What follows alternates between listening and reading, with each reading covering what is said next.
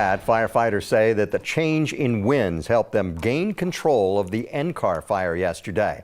But emergency management has been monitoring the conditions in case something changes. And as you just heard Chris say, it's going to be windy again today.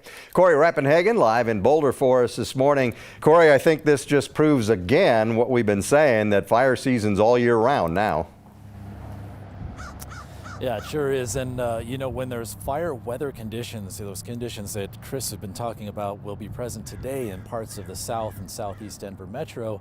When you have a combination of warm temperatures, low humidity, and strong winds, those conditions, those fire weather conditions, can overcome pre-existing conditions that you may think could prevent some fires. And it all comes down to the size of the fuels. And when we say fire fuels, we're talking about the vegetation that can be consumed by fire. And this appeared to be started maybe in the grassy areas, and it definitely used grass to spread throughout that 200 acres there near the NCAR Mesa lab. And firefighters call those grasses a 1 hour fuel because it only takes 1 hour for them to dry out and become conducive to fire.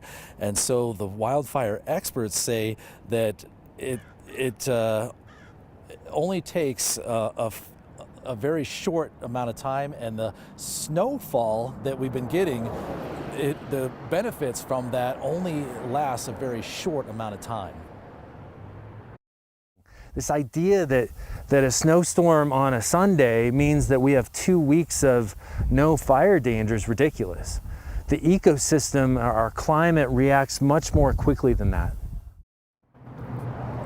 And so while those grass conditions were not very good, they were very conducive for wildfire. Einar Jensen, our wildfire expert there, says that this fire would have definitely been worse if it wasn't for that snowfall that we've had here in Boulder over the last 3 months, because it kept it out of the larger fuels. And when it did get into those trees, it didn't burn as quickly as you might expect. And of course, the winds did not last as long as they did with, say, the Marshall fire. So that's why this was able to be somewhat contained. And out here in Boulder right now, I do see some low-lying smoke in the valleys just below the NCAR Mesa lab here. So there are those hot spots that are still out there smoldering.